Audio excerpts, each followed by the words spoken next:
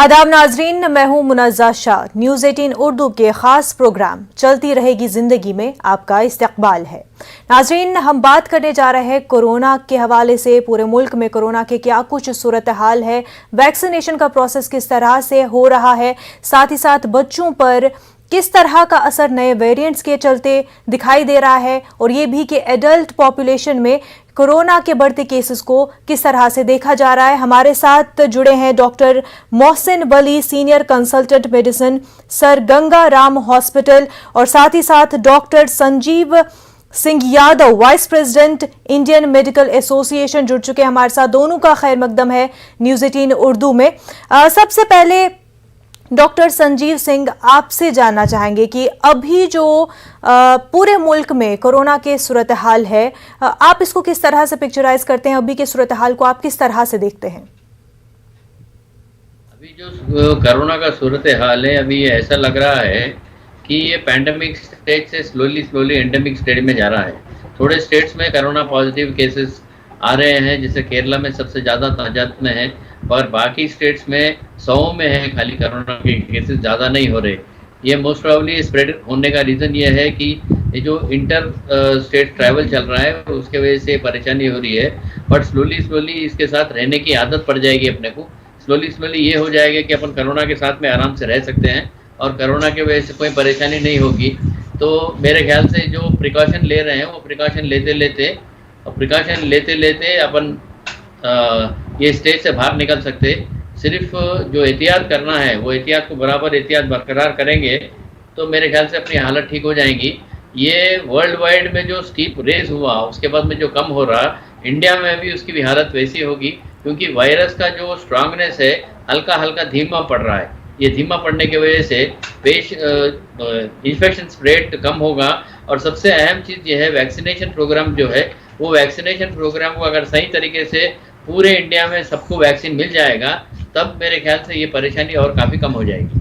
बिल्कुल, जिस तरह से स्टेट वाइज अब हम केसेस देख रहे हैं, कुछ स्टेट्स में हम देख रहे हैं कि केसेस ज़्यादा बढ़ रहे हैं, कुछ स्टेट्स में ग्राफ कम है। डॉक्टर मोहसिन वली, जो अब अप्स एंड डाउन्स हम देख रहे हैं, जो ये फ्लक्चुएशन ग्राफ में हम देखने को मिल रहा है, क्या ये अब हम मान लें कि एंडेमिक की तरफ हम बढ़ चुके हैं? बिल्कुल ठीक वक्त पे आपने ये प्रोग्राम रखा है। इस वक्त ट्रांजिशन में है। मेरा इतना बड़ा मुल्क है ये हिंदुस्तान जो है, इंडिया हमारा इतना बड़ा मुल्क है, कई मुल्कों के बराबर है, और इसमें एक एक स्टेट एक एक मुल्क से भी बड़ी है। अगर हम यूरोप की कंट्रीज को देखें तो हम कोई सेम पैटर्न अभी देख नहीं रहे हैं। जैसा डॉक्टर साहब ने अभी बताया, बहुत ठीक बताया कि केरला का एग्जाम्पल हमारे सामने है, लेकिन इसके साथ दिल्ली का भी एग्जाम्पल हमारे सामने है, जहाँ पे कई दिन हो जाते हैं कोरोना से एक भी मौत नहीं होती। और इस वक्त यूपी का एग्जाम्पल भी हमारे सामने है, जहाँ दूसरे वायरल इन्फेक्शन फैले, और आपने देखा बहुत ज्यादा फैले, डेथ्स भी हुई, बच्चों में फैले। और आपने भी बच्चों का कंसर्न भी बताया, बहुत सही बताया, क्योंकि इस वक्त जो मेरे नजदीक सबसे बड़ी प्रॉब्लम ये है कि बच्चों को हम वैक्सीनेशन करना कब शुरू करेंगे। रोज दूसरी कंट्रीज की खबरें आ रही हैं कि वहाँ पे बच्चों का वैक्सीनेशन शुरू हो गया है, और हमारे यहाँ ट्रायल्स कंप्लीट हो गई हैं, और बहुत अच्छी खबर आने वाली है, एक आध दिन में भी आ सकती है या एक हफ्ते के अंदर अंदर आ सकती है।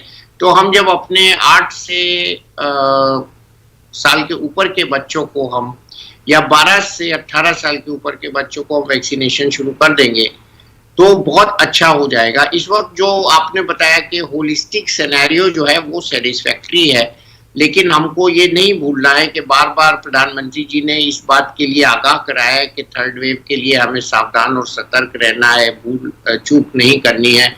और बच्चों को जो आपने पूछा कि कोरोना होता है, तो बच्चों में जब कोरोना होता है तो ज़्यादातर बच्चों में कोरोना बहुत माइल्ड होता है, उनमें रेजिस्टेंस होता है, उनमें इम्यूनिटी होती है।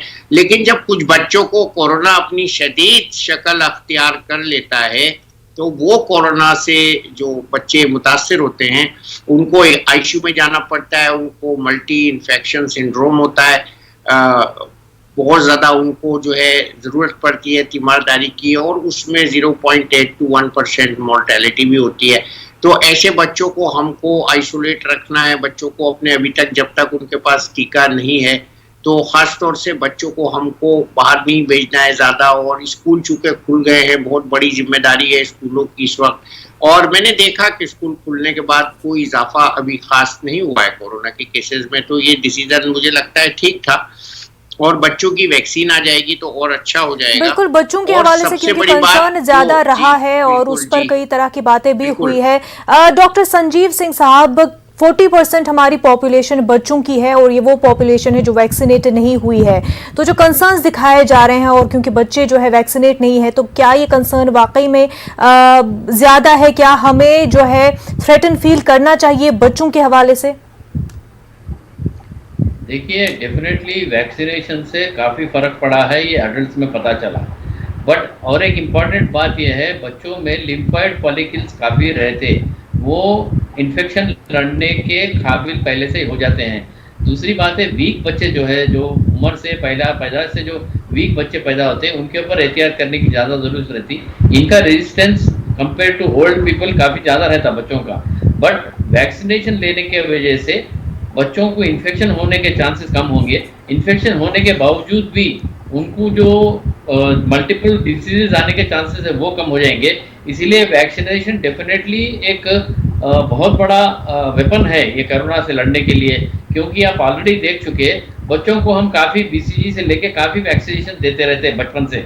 ये वैक्सीनेशन से उनको काफ़ी डिसीजेज से फर्क पड़ता। बट जो कॉमन डिसीज है रेगुलरली, जैसे डेंगू फीवर है, जैसा वायरल फीवर है, ये रेगुलरली आते रहते। बट इनके चक्कर में आप कोरोना को नेग्लेक्ट करो या कोरोना के चक्कर में इनको नेग्लेक्ट करने से प्रॉब्लम हो सकता है। डेफिनेटली वैक्सीनेशन बहुत इंपॉर्टेंट वेपन है, ये करना चाहिए। बच्चों में एहतियात रखने की ज़रा क्षमता कम रहती, वो काफ़ी खेल कूद में इन्वॉल्व रहते, मास्किंग का ज़रा प्रॉब्लम रहता उनसे, डिस्टेंस जैसा फिजिकल डिस्टेंस है वो काफ़ी कम रहता है। ये सब थोड़ा अपने को पेरेंट्स को सिखाना चाहिए कि बच्चों को ये एहतियात बरतना चाहिए। बिल्कुल डॉक्टर संजीव साहब, और वही जो मास्किंग के हवाले से कि मास्क बच्चों को पहनना चाहिए या नहीं, इस पर भी बहुत बहस छिड़ चुकी है। और क्योंकि WHO ने भी कहा है कि 5 साल से जो कम उम्र के बच्चे हैं उनको मास्क पहनने की जरूरत नहीं है। हालांकि इस पे कई तरह की राय अलग अलग एक्सपर्ट्स की तरफ से दी जाती है। स्कूल गोइंग चिल्ड्रन के बारे में बात कर रहे हैं, जो स्कूल में दूसरे बच्चों से इन्फेक्शन होने के चांसेस रहते, जो तकरीबन 8 साल से 12 साल के बच्चे या 15 साल के बच्चे हैं, ये लोग कंपलसरी मास्क पहनना, इंटरमीडिएट मास्किंग बोलते हैं इसको, कंटिन्यूस पहनने के बदले थोड़ी देर के निकालना, फिर थोड़ी देर पहनना, ये हिसाब से डिस्टेंस रखते हुए ये मेंटेन करें तो बहुत काफ़ी अच्छा रहता। मगर डिस्टेंस ना मेंटेन हो, जैसे वो खेल रहे हैं वो टाइम पे मास्क पहनने की वजह से उनको ऑक्सीजन कैरिंग कैपेसिटी कम हो सकती है। जैसा नॉर्मल बैठे हैं तो बैठे जब पहनने में प्रॉब्लम नहीं है, जब खेल कूद चल रहा है, जब एक्टिविटी चल रही है, तो वो टाइम पे मास्क के बारे में थोड़ा रिस्ट्रिक्शन है। 5 साल से कम वाले बच्चे नेचुरली वो ज़्यादा बाहर नहीं जाते, उनके साथ पेरेंट्स रहते, तो कोई दिक्कत की बात नहीं है। बट उससे वहीं WHO का ये भी मानना है कि 6 से 12 साल तक के उम्र के बच्चों को भी ज्यादा कंपल्शन नहीं होना चाहिए मास्क के हवाले से। इस पर आपका क्या कहना है? मैडम, इंडिया की जैसी कंट्री में जहाँ पे पब्लिक ज़्यादा है, जैसा पाकिस्तान है, बांग्लादेश है, जहाँ पे कंजेस्टेड लोकेलिटीज है, वहाँ पे WHO का ये मानना मैं नहीं मानता हूँ कि सही नहीं। वहाँ पर अपने को एहतियात बरतना काफ़ी ज़रूरी है। आप एक क्लासरूम में अगर 100 बच्चे डालोगे तो डेफिनेटली मास्क की जरूरत पड़ेगी। बिल्कुल। फॉरेन कंट्रीज में एक क्लासरूम में 20 या 30 बच्चे रहते, वहाँ पे डिस्टेंस ऑटोमेटिकली मेंटेन हो जाता। यहाँ पे ये दिक्कत रहेगी, तो इसीलिए मास्किंग करना जरूरी है। बिल्कुल, एहतियात बरतने की काफी ज्यादा जरूरत है। डॉक्टर मोहसिन वली साहब, एहतियात बरतने की बिल्कुल जरूरत है, मास्क की जरूरत है, सोशल डिस्टेंसिंग की जरूरत है। साथ ही ये बताएं कि क्या बच्चों के हवाले से वैक्सीनेशन में हम कहीं ना कहीं देरी कर रहे हैं? नहीं, ऐसा नहीं है। इसमें मेरा ये मानना है कि वैक्सीन की ट्रायल को हम बहुत बारीकी से एग्जामिन कर रहे हैं और इसको हम बहुत सेफ लॉन्च करने जा रहे हैं। और कोवैक्सीन का बहुत अच्छा ट्रायल हुआ है और 2 वैक्सीन का और हुआ है, लेकिन हमारा जो इंडिजिनस वैक्सीन है कोवैक्सीन, तो ये बहुत ज़रूरी है कि हम उसको सेफली अप्रूवल लेके डायरेक्टर जो है drug controller general of India हैं, उनका कल भी अच्छी न्यूज़ आई है कि बहुत जल्दी वो शायद इसी हफ्ते में वो क्लियर कर देंगे, और एक बार वो क्लियर हो जाएगा तो सेफ्टी के साथ बच्चों को वैक्सीन किया जाएगा। इसमें हम देरी नहीं कर रहे हैं, हम बहुत संभल के चल रहे हैं। आपको याद होगा कि 15 अगस्त से पहले रशिया ने अनाउंस कर दिया था कि हमारा वैक्सीन आ गया और प्रधानमंत्री जी ने नहीं किया था कि हमको हमारे पास अभी वैक्सीन डेवलप हो रहा है, तो उसके बाद हमने सेफली अनाउंस किया था। तो इसी तरह से बच्चों का मामला जो है ना, इसमें पेरेंट्स की एक्सेप्टेंस बहुत ज़रूरी है और बच्चों को टीका जब लगवाने आएंगे तो पेरेंट्स का मोटिवेशन बहुत ज़रूरी है, उनके जहन से खतरा निकालना है और सब चीज़ें इसमें मिली जुली है। तो बच्चों के लिए हम बहुत ज़्यादा सेफ्टी की प्रिकॉशन रखना जा रहे हैं और बच्चों का एक और भी जाइडस कैडिला का वैक्सीन जल्दी आने वाला है जो नीडल लेस वैक्सीन है, उस पर भी काम हो रहा है, उसकी भी ट्रायल्स चल रही हैं और कोवैक्सीन पे भी ट्रायल्स हो चुकी हैं। तो ये दोनों जो मैं आपको बता रहा हूँ, ये मैंने जाइडस का जो कोवैक्सीन का जो वेरिएंट है जाइकोव 2, तो जाइकोव जो है ये नीडल लेस वैक्सीन है, ये पैच के जरिए या इंजेक्टर के जरिए जैसे कान बच्चों का वो प्रिक किया जाता है उस तरह से ये प्रेशर इंजेक्टर से लगेगा। तो एक बहुत बड़ी हेजिटेंसी जो बच्चों को होती है, सुई से डर होता है खासतौर से छोटे बच्चों को। फिर हमें ये क्लासिफाई करना है कि हमें किस उम्र के बच्चों से शुरू करना है। जैसे हमने स्कूल भी खोले थे तो देखा था कि हमको अभी 9th के ऊपर के स्कूल खोलने हैं, तो इसी तरह से इसमें भी एज ग्रुप देखा जाएगा। 12 से 18 को लगाना है पहले, 12 से कम वालों को उसके बाद लगाना है, या पहले 12 से कम वालों को लगाना है उसके बाद 12 से 18 को लगाना है। मेरी राय में 12 से 18 को पहले लगेगा। तो इस तरह से ये हमको बहुत सारे सेगमेंट्स हैं, इसके सेफ्टी है। फिर उनके पेरेंट्स को भी वैक्सीनेट होना चाहिए, उनके जो स्कूल जा रहे हैं बच्चे, उनके स्कूल में स्टाफ को, पियोन्स को और जो ड्राइवर्स हैं उनके बसों के, उनको वैक्सीनेट होना चाहिए। तो कई इशू हैं छोटे छोटे, इसको सब मिला के I think government is very finally examining. और हमारे नीति आयोग के जो डॉक्टर हैं वो डॉक्टर वीके पॉल और वो सदस्य भी हैं नीति आयोग के, बहुत अच्छे से इसको एग्जामिन कर रहे हैं। बिल्कुल, हर स्टेप को बारीकी से डिटेल्ड वे में प्रोसेस करके ही जो है बच्चों की वैक्सीनेशन प्रोसेस शुरू की जाएगी। अगर जो हम एडल्ट पॉपुलेशन की बात करें, डॉक्टर संजीव सिंह साहब, 63% एडल्ट पॉपुलेशन की जिनको दो में से एक डोज जो है, एक जैब वैक्सीनेशन का लग चुका है, वहीं 21% के करीब जो है ऐसी एडल्ट पॉपुलेशन जिनको दोनों डोज लग चुके हैं। आप इस परसेंटेज को कैसे देखते हैं? क्या आप उससे मुतमईन है कि एक सही तरीके से वैक्सीनेशन प्रोसेस चल रहा है एडल्ट पॉपुलेशन में? अडल्ट पॉपुलेशन में वैक्सीनेशन प्रोसेस थोड़ा बीच में रुक गया था, बट अभी जो रिसेंट 2-3 हफ्ते से जो मुहिम चल रही है, ये मुहिम में मेरे ख्याल से जो परसेंटेज इंजेक्शन जा रहा है, एक ही दिन में या थोड़े ही दिन के अंदर एक एक देश, मतलब जैसे ऑस्ट्रेलिया हो गया, जैसे यूके हो गया, वैसे पॉपुलेशन वाले देश पूरे खत्म हो जैसा। मतलब इंडिया में इतने सेगमेंट है कि ये जो वैक्सीनेशन का प्रोसेस है वो कंप्लीट करने के लिए काफ़ी लंबा समय लगेगा। उसके बावजूद भी जो हिसाब से अभी वैक्सीनेशन चल रहा, जो गवर्नमेंट ऑफ इंडिया और दूसरे गवर्नमेंट्स ने ये वैक्सीनेशन का मुहिम चलाया, वो काफ़ी तेज़ी से बढ़ रहा है। लोग को भी समझ में आ रहा है कि वैक्सीनेशन लगाने से उनकी जान को खतरा काफ़ी कम हो जा रहा है। तो मेरे ख्याल से ये वैक्सीनेशन प्रोसेस में कोई गलती नहीं है, ये वैक्सीनेशन प्रोसेस काफ़ी अच्छी तरह से चल रहा है। अभी तक 71 करोड़ का हो गया वैक्सीनेशन, और बाकी जो लोग हैं वो भी थोड़े दिन में, मेरे ख्याल से ये 1 महीने के अंदर बाकी लोग का हो जाएगा। सेकेंड डोज भी definitely most probably by December and तक सारे कंट्री में वैक्सीनेशन प्रोसेस हो जाएगा। इन द मीन टाइम जैसे प्रेग्नेंट लेडी है उनको भी काफ़ी फायदा हो रहा है, ये प्रेगनेंसी वाले पेशेंट को वैक्सीनेशन देने की वजह से काफ़ी फायदा हो रहा, डेथ्स काफ़ी कम हो रहे हैं उसके अंदर। तो देखिए, इसका अल्टीमेट मतलब ये हो रहा है कि वैक्सीन ही हमें बचाएगा, वैक्सीन से ही हम ये बीमारी से बच सकेंगे। वैक्सीन लगने के बाद अगर आप बीमार भी हो जाओगे तो आपका आईसीयू स्टे बहुत लिमिटेड रहेगा और आपकी जान को खतरा कम रहेगा। तो इसमें कोई दो राह नहीं है कि वैक्सीनेशन प्रोसेस सक्सेसफुल नहीं है, वैक्सीनेशन एक्सीलेंटली सक्सेसफुल है। थोड़े सेगमेंट ऑफ लोग नहीं ले रहे, मैं उनको गुजारिश करता हूँ कि ये आपकी ज़िंदगी के लिए गवर्नमेंट की तरफ से एक गिफ्ट है, ये वर्ल्ड का गिफ्ट है कि आप वैक्सीन लगा लीजिए ताकि आप इनमें से टोटली बाहर निकल सकें।